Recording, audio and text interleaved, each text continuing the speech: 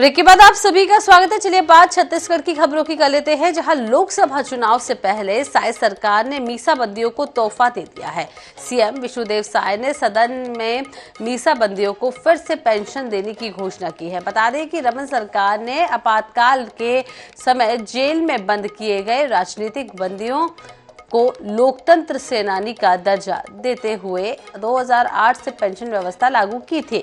मीसाबंदियों को पेंशन के लिए 2 श्रेणी बनाई गई थी। 6 महीने से कम जेल में रहने वाले बंदियों को प्रतिमाह 15,000 रुपए और 6 महीने से ज्यादा जेल में रहने वाले बंदियों को प्रति महीने 25,000 रुपए पेंशन की व्यवस्था शुरू की गई थी।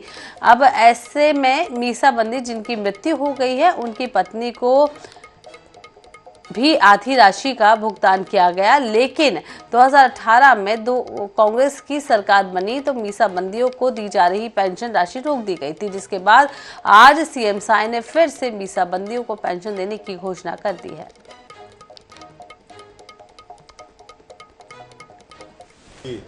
हाँ, एक तो इमरजेंसी के समय जितने जो गैर कांग्रेसी लीडर थे सब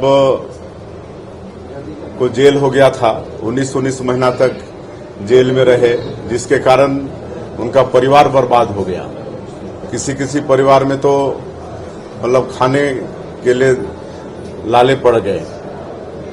ऐसे कई परिवार को हम जानते हैं। और जब हम लोग की सरकार थी भारतीय जनता पार्टी की छत्तीसगढ़ में, तो उनको एक सम्मान निधि मतलब देने का प्रारंभ किए थे, जो पिछली सरकार में बंद हो गई थी। वो राशि उसको फिर से अब उनको देंगे, चालू करेंगे।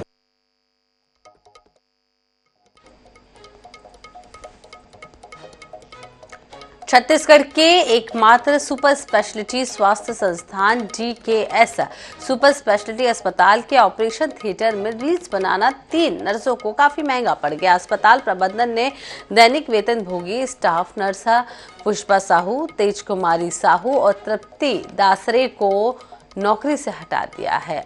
अधीक्षक ने बताया है कि ऑपरेशन थिएटर में बिना सावधानी के जाने पर संक्रमण का खतरा रहता है। मरीजों की सर्जरी से पहले ऑपरेशन थिएटर को संक्रमण रहित किया जाता है। वहीं आपको बता दें कि मामला सामने आने के बाद सिस्टर इंचार्ज ने भी पत्र लिखकर अनुशासनहीनता की जानकारी दी है, जिसके बाद मामले में अस्पताल प्रबंधन की ओर से सभी विभागाध्यक्षों की बैठक बुलाई गई, जिसमें सर्वसम्मति से ये निर्णय लिया गया है।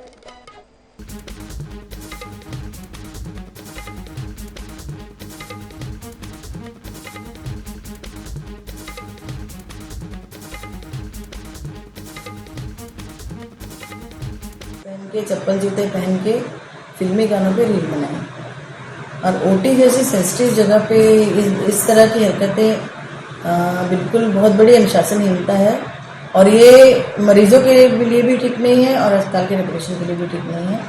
इसलिए हमने एक्शन ये लिया कि उनको बर्खास्त कर दिया। दक्षिण पूर्व मध्य रेलवे ने एक बार फिर से 34 ट्रेनों के रद्द कर दिया गया है और इन ट्रेनों को 26 फरवरी से लेकर 11 मार्च तक अलग अलग दिनों में कैंसिल किया गया है। बिलासपुर मंडल के Anuppur new Katni junction station के शहडोल स्टेशन में तीसरी लाइन कनेक्टिविटी के लिए प्री NI और NI किया गया है। आपको बता दें कि जिसके चलते ट्रेनों को कैंसिल किया गया है। रेलवे के फैसले की वजह से यात्रियों को भारी परेशानी का सामना करना पड़ेगा। रेलवे ने भी ट्रेनों के रद्द होने पर कोई वैकल्पिक व्यवस्था नहीं की है। शादी और त्योहार के सीजन में ट्रेनें कैंसिल होने पर मंत्रियों में गहरी नाराजगी है। पहले ही जो एक ROR का उद्घाटन हुआ है, उसके कारण से न केवल रायपुर और बिलासपुर के बीच जो पैसेंजर ट्रेन है उनकी गति बढ़ी है, बल्कि हमने देखा है कि यहाँ बिलासपुर से और जो कटनी साइड से गाड़ियाँ आती हैं उनकी भी गति काफ़ी बढ़ी है। अब यहाँ पर गाड़ियां अभी रुक रही हैं, लेकिन अब उतना नहीं रुक रही हैं। आवागमन धीरे धीरे आरामदायक होता जा रहा है। कटनी से अनूपपुर जो तीसरी लाइन हमारी बन रही है, उसमें शहडोल का NI बहुत आवश्यक है। शहडोल का तीसरी लाइन से कनेक्टिविटी बहुत ही जरूरी है। शहडोल से एक बार कनेक्टिविटी मिलने के बाद हमारी लाइन पेंड्रा से लेकर के शहडोल तक पूरी तीसरी लाइन से जुड़ जाएगी। इधर दुर्ग से आस्था स्पेशल ट्रेन अयोध्या के लिए रवाना हो गई है। भगवान रामलला के दर्शन के लिए 650 से ज्यादा लोग अयोध्या के लिए रवाना हुए हैं। इस दौरान राम भक्तों में काफी उत्साह देखा गया है। ट्रेन जब रवाना हुई तो पूरा रेलवे स्टेशन जय जय श्री राम के नारों के साथ गूंज उठा। दर्शन के लिए लगातार दुर्ग से ट्रेनें जा रही है। वो ट्रेनों में कहीं ना कहीं आस्था का सैलाब तो उमड़ रहा है। लोग उसका स्वागत भी कर रहे हैं और रामलला को देखना भी चाहते हैं। स्टेशन में खड़े हैं अरुण सिंह जी हैं, हमारे साथ पार्षद हैं और अन्य लोग भी हैं। कैसा उसको मान रहे हैं?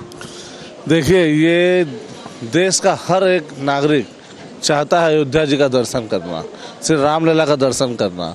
सरकार उसमें अपना जो ये सहयोग कर रही है, ये भी एक बहुत बड़ी योजना है। पहले 60 साल तक के बुजुर्गों को वो दर्शन कराने का लक्ष्य है। उसके बाद जो उसके नीचे आएंगे या जो जाना चाहेंगे उनके लिए है। आज देश का नहीं, पूरे विश्व का हर एक व्यक्ति अयोध्या जाने के लिए ललायित है। ये तो बहुत ही खुशी की बात है कि आप ये सोचिए कि आज जो हम लोगों ने इतने सालों जो संघर्ष किया था उसका एक ये मान के चलिए कि हम लोगों को तो बहुत ज़्यादा उत्साहित है। ये बहुत ही गर्व की बात है कि सनातन धर्म को जितना महत्व इन 10 सालों में दिया जा रहा है, आम जनता इससे बहुत ही खुश है, बहुत ही उत्साहित है। और श्री राम जी की जो प्रतिष्ठा हुई है अयोध्या में, और सभी लोगों को दर्शन के लिए जो ये ट्रेन चलाया जा रहा है, आस्था ट्रेन, इसमें बहुत ही लोगों को जो है खुशी हो रही है और लोग जा रहे हैं। पहले भी गए हैं, पार्टी की ओर से इसका प्रबंधन किया गया है और लोग जा करके वहाँ रामलला का दर्शन किए हैं और अपने आप को धन्य पाए हैं। तो सबके लिए बहुत ही गौरव का विषय है। और भारतीय जनता पार्टी जिस एजेंडे को लेकर आज तक राजनीति करती रही, 370 राम मंदिर का निर्माण, और वह राम मंदिर का निर्माण आज हो गया। रामलला अपने जन्म स्थान पर विराजमान हो गए। और जैसा कि घोषणा पत्र में कहा गया था कि हम छत्तीसगढ़ के भक्तों को रामलला के दर्शन करवाएंगे, और छत्तीसगढ़ में भारतीय जनता पार्टी की सरकार बनने के बाद प्रथम चरण में विश्व हिंदू परिषद, राष्ट्रीय स्वयंसेवक संघ, भारतीय जनता पार्टी के पदाधिकारी कार्यकर्ताओं ने दर्शन किया। प्रभु श्री रामचंद्र जी अपने मंदिर में स्थापित हुए हैं। सारे देशवासियों की इच्छा है कि प्रभु श्री राम जी के इस नव रूप को देखने जाएं। उसके भारत के माननीय प्रधानमंत्री जी ने जो तीर्थ यात्रियों के लिए विशेष एक ट्रेन चलाया है, जिससे प्रत्येक यात्री अपने पहले पंजीयन करा कर गए। हमारे छत्तीसगढ़ में भी वो ट्रेन चल रही है। दुर्ग में 2 जा चुकी है। आने वाले 28 तारीख को एक ट्रेन में और लोग जा रहे हैं। और 1 मार्च से हमारे माननीय मुख्यमंत्री जी तीर्थाटन योजना चालू करने वाले हैं, जिसमें अयोध्या धाम, काशी विश्वनाथ और अलग अलग जो स्थानों का दर्शन हमारे लोग कर पाएंगे। छत्तीसगढ़ जो आस्था का सैलाब उमड़ा है उसकी प्रबंध यहाँ पर प्रशासन और बाकी भारतीय जनता पार्टी, उनकी समिति बनी, उनके द्वारा की जा रही है। दुर्ग से प्रदीप राव के साथ आनंद ओझा। रामलला के दर्शन के लिए 650 से अधिक भक्तों का कारवां अयोध्या के लिए रवाना हुआ है। ये ट्रेन गोंदिया से रवाना हुई है और राजनांदगांव से भक्त जब ट्रेन में सवार हो रहे थे तो ऐसा लग रहा था जैसे पूरा स्टेशन ही राममय हो गया हो। भक्त राम भजन गाते, राम धुन बजाते ट्रेनों में बैठे राम भक्तों को विदा करने के लिए खुद बीजेपी सांसद संतोष पांडे आए थे और सांसद पांडे ने ट्रेन को हरी झंडी दिखाकर रवाना किया। आस्था ट्रेन की सुरक्षा भी खास ध्यान रखा गया है और बता दें कि राम भक्तों को अयोध्या दर्शन के लिए केंद्र और राज्य सरकार दोनों ने मिलकर बड़ी व्यवस्था दी है। हमारे देश के यशस्वी प्रधानमंत्री नरेंद्र मोदी जी का बहुत बहुत धन्यवाद, आभार, जिन्होंने हमें प्रभु श्री राम के दर्शन हेतु इस ट्रेन के द्वारा बुलाया है। जय जय श्री राम कराने के लिए यहाँ उपस्थित हुए। हरी झंडी दिखा करके यहाँ से आस्था ट्रेन रवाना हुई। यहाँ लगभग 650 ऐसे श्रद्धालु दर्शनार्थी अयोध्या के लिए प्रस्थान किए हैं। इसमें सभी प्रकार की व्यवस्था है, भोजन, स्वल्पाहार, चिकित्सा, सुरक्षा, सर्व सुविधा युक्त ये ट्रेन।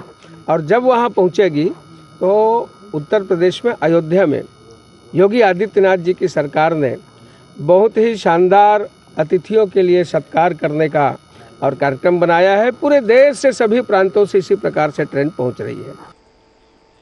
इधर प्रधानमंत्री नरेंद्र मोदी ने सोमवार को 554 स्टेशनों में 1500 से ज्यादा अंडरपास और ओवरब्रिज का वर्चुअली शिलान्यास किया। वीडियो कॉन्फ्रेंसिंग के जरिए रेलवे बुनियादी ढांचा परियोजनाओं का उद्घाटन, लोकार्पण और शिलान्यास किया गया। राजनांदगांव रेलवे स्टेशन पर इस कार्यक्रम का आयोजन किया गया, जहां सांसद संतोष पांडे और पूर्व सांसद अभिषेक सिंह के अलावा अन्य लोग भी मौजूद रहे। बता दें कि अमृत भारत स्टेशन के अंतर्गत राजनांदगांव और डोंगरगढ़ स्टेशन का ग्रीन स्टेशन का रूप दिया जाएगा। वहीं आपको बता दें कि यहां प्राकृतिक रोशनी और वेंटिलेशन की सुविधा रहेगी। स्टेशन पर वरिष्ठ नागरिक एवं दिव्यांग के अनुकूल सुविधाएं दी जाएंगी। इसके अलावा स्थानीय कला और संस्कृति को ध्यान में रखते हुए स्टेशन के डिजाइन तथा स्वरूप का उन्नयन किया जाएगा। स्टेशन परिसर को मनमोहक बनाया जाएगा। लोकसभा को एक डोंगरगढ़, एक राजनांदगांव, यहाँ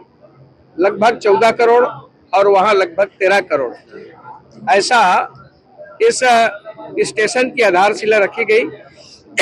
माननीय देश के प्रधानमंत्री नरेंद्र मोदी जी ने राजनांदगांव के लिए ये बहुत बड़ी सौगात। इधर तिल्दा में मंत्री Tankaram Verma Sasaholi railway over bridge का निरीक्षण करने पहुंचे। वहीं गड़बड़ी पाए जाने के बाद तुरंत ही डीआरएम को फोन कर मरम्मत करने को कहा। दरअसल निर्माण के बाद से ही अंडरब्रिज और फ्लाईओवर विवादों में रहा है। इसके निर्माण की गुणवत्ता पर भी कई सवाल उठ रहे हैं। ऐसे में जब इस बात की जानकारी मंत्री को लगी तो वो खुद ही निरीक्षण करने पहुंच गए।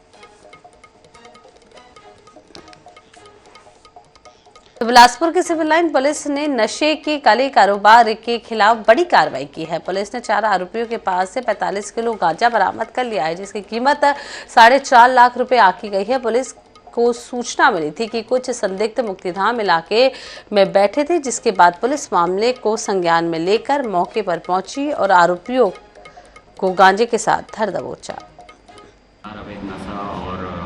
अवैध बिक्री करने वालों के ऊपर कार्रवाई की जा रही है। उसी तारतम्य में 24 तारीख को सिविल लाइन क्षेत्र में मुक्तिधाम में सूचना मिली कि 4 लोगों के द्वारा ब्रेजा कार के माध्यम से गांजा की सप्लाई कर रहे हैं, जिनमें 4 आरोपी पुलिस को मिले। उनके पास से 45 किलो की गांजा बरामदगी हुई है और एक गाड़ी जो ब्रेजा है वो जब्त की गई है।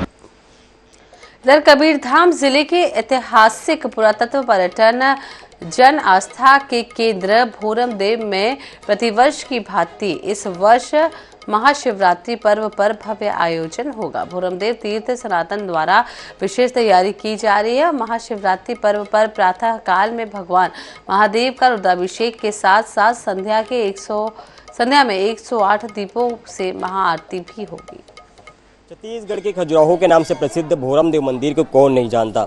यहाँ पर न केवल सावन के महीने में बल्कि प्रतिदिन इसी तरह के लोगों की भक्तों का भीड़ रहता है। आप देख सकते हैं कि श्रद्धालु और भक्तगण यहाँ पर पूजा के लिए, दर्शन करने के लिए आते हैं और यहाँ न केवल प्रदेश से बल्कि दूर दूर से भक्तगण आते हैं। आज भी यहाँ पर तमाम जो भक्तगण हैं, श्रद्धालु हैं, वो दर्शन के लिए यहाँ पर पहुँचे हुए हैं। आपको बता दें कि 8 मार्च को महाशिवरात्रि है। उसके महाशिवरात्रि को लेकर भी मंदिर में विशेष पूजा का आयोजन होता है। उसके साथ साथ और भी कई तरह के कार्यक्रम होता है। ये भी हम जानेंगे, यहाँ के पुजारी से बातचीत करेंगे। लेकिन इसके पहले आप देखिए कि जिस तरह से यहाँ पर भक्तों में भक्तगण जो दर्शन करने के लिए पहुँचे हैं और यहाँ पर जो भक्तों में जो उत्साह दिखा रहा है महाशिवरात्रि को लेकर 1 सप्ताह पहले से ही, वो देखते ही बन रही है। संजय यादव, NH24 कवर्धा। अंबिकापुर में मैनपाट महोत्सव के तीसरे और आखिरी दिन कलाकारों ने मनमोहक प्रस्तुति दी, जिसका कार्यक्रम में मौजूद लोगों ने भरपूर आनंद उठाया। इस दौरान प्रदेश के पर्यटन मंत्री बृजमोहन अग्रवाल भी भक्ति के गीत गाते हुए नजर आए, उस पर झूमते हुए भी नजर आए। समापन के मौके पर उन्होंने कहा है कि मैनपाट में पर्यटन के विकास के लिए 2 करोड़ रुपए की राशि दी गई है। सीएम विष्णुदेव साय ने भी मैनपाट महोत्सव के लिए हर साल 50 लाख रुपए मुहैया कराने का ऐलान किया है। यहाँ 1 करोड़ की लागत से 452 फीट ऊंचा झंडा पार्क भी बनाया गया है। देखिए, मैनपाट मेरा व्यक्तिगत भी प्री डेस्टिनेशन है।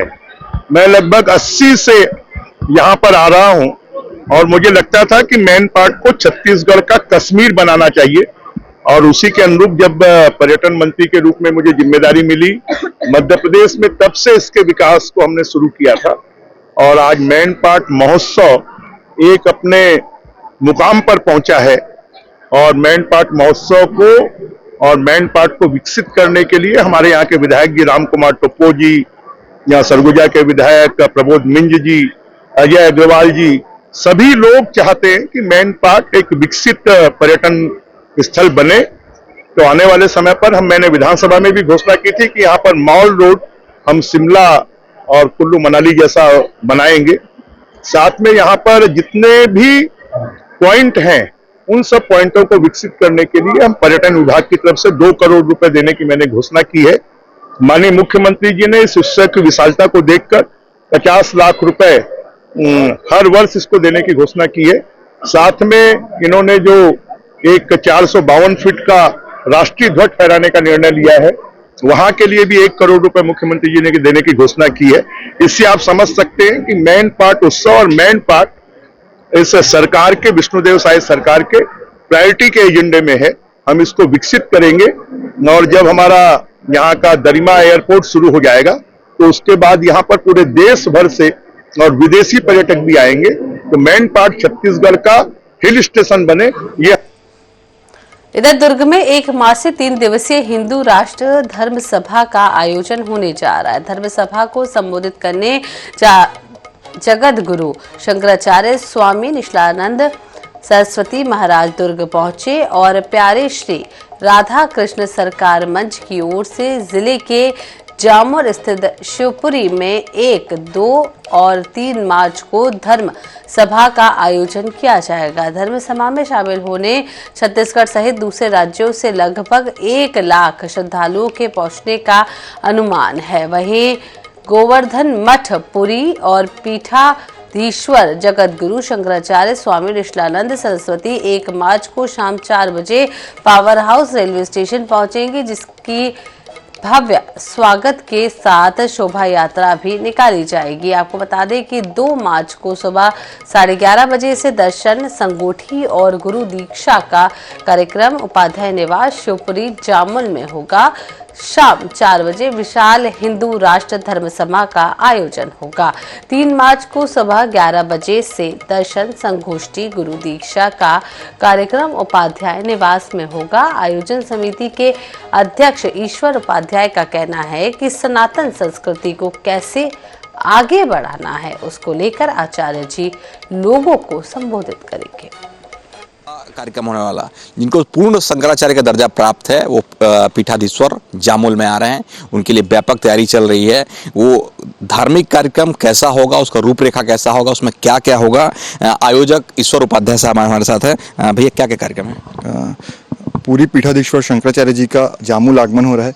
विशाल हिंदू राष्ट्र धर्म सभा का आयोजन किया जा रहा है, जिसमें पूरे देश से अलग अलग स्थानों से भी संतों का आगमन होना है और मंच में स्वयं शंकराचार्य भगवान विराजमान रहेंगे और वहाँ से सनातन संस्कृति को कैसे आगे बढ़ाया जाए और भारत को सनातनी राष्ट्र, हिंदू राष्ट्र कैसा घोषित किया जाए, उस विषय पे शंकराचार्य जी का उद्घोष होगा।